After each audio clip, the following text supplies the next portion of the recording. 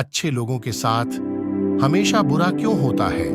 गीता में श्री कृष्ण ने दिया है अर्जुन को इसका जवाब। आपने महसूस किया होगा कि जो लोग अच्छे कर्म करते हैं वो परेशान रहते हैं, वहीं जो बुरे कर्म करते हैं वो खुशी से रह रहे होते हैं। अच्छे कर्म करने वाले परेशान होते हैं कि आखिर उन्हें इतनी परीक्षा क्यों देनी पड़ रही है, जबकि जो अधर्म की राह में हैं वो खुश हैं और जिंदगी का लुत्फ उठा रहे हैं। अगर आपके मन में भी ये सवाल आया है तो आज हम आपको इसका जवाब देंगे। ये जवाब वो है जो भगवद गीता में लिखा है और श्री कृष्ण ने अर्जुन को दिया था।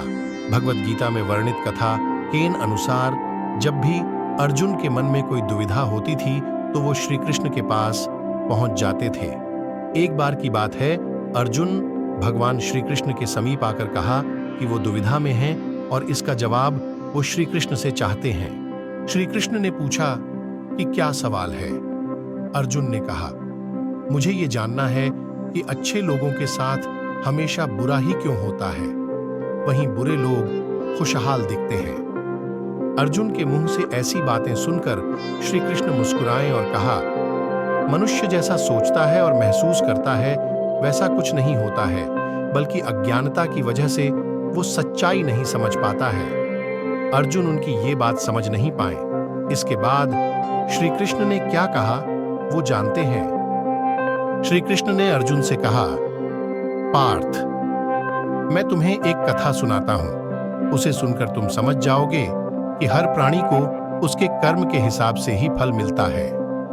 प्रकृति हर किसी को अपनी राह चुनने का मौका देती है। अब वो मनुष्य की इच्छा पर निर्भर करता है कि उसे धर्म की राह चुननी है या अधर्म की। शुरू करते हुए श्री कृष्ण ने कहा, एक नगर में दो पुरुष रहा करते थे।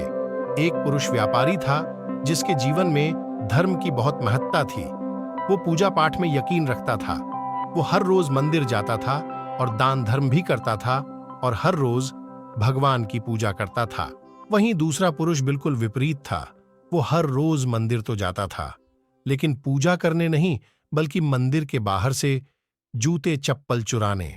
उसे दान और धर्म से कोई लेना देना नहीं था। समय बीतता गया और एक दिन बहुत जोर की बारिश हो रही थी। इस वजह से मंदिर में पुजारी के अलावा कोई नहीं था। ये बात जब दूसरे पुरुष को पता चली तो उसने कहा कि यह सही मौका है मंदिर का धन चुराने का। पंडित से नजर बचाकर उसने मंदिर का सारा धन चुरा लिया। उसी समय धर्म कर्म में विश्वास रखने वाला व्यक्ति भी मंदिर पहुंचा। दुर्भाग्य से मंदिर के पुजारी ने उसे ही चोर समझ लिया और चिल्लाने लगे। वहां लोग एकत्र हो गए और उसे बहुत मारा।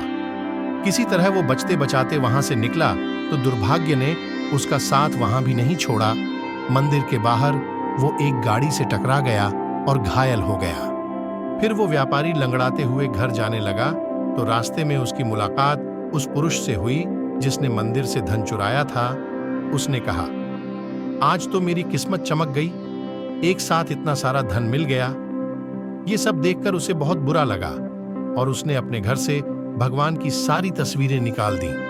कुछ सालों बाद दोनों की पुरुषों की मृत्यु हो गई। मरने के बाद जब दोनों यमराज की सभा में पहुंचे और भले पुरुष ने दूसरे व्यक्ति को देखा तो उसे बहुत गुस्सा आया।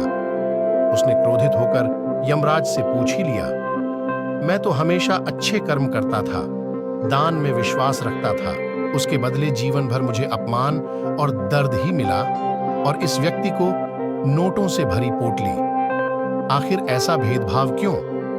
इस पर यमराज ने कहा, पुत्र, तुम गलत समझ रहे हो। जिस दिन तुम्हारी गाड़ी से टक्कर हुई थी वो दिन तुम्हारे जीवन का आखिरी दिन था, परंतु तुम्हारे अच्छे कर्मों की वजह से तुम्हारी मौत सिर्फ एक छोटी से चोट में बदल गई। तुम इस दुष्ट व्यक्ति के बारे में जानना चाहते हो?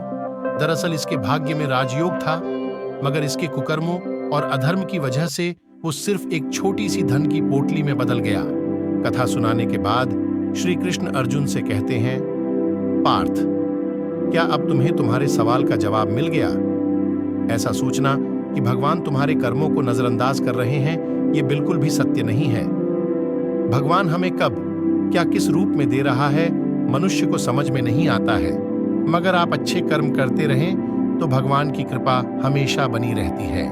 इसलिए अपने अच्छे कर्मों को बदलना नहीं चाहिए, क्योंकि उसका फल हमें इसी जीवन में मिलता है। इसलिए मनुष्य का फर्ज है कि वो हमेशा अच्छे कर्म करते रहें, क्योंकि श्री कृष्ण ने गीता में भी बताया है कि किसी के द्वारा किया गया कर्म बेकार नहीं जाता है, चाहे वो अच्छा हो या बुरा।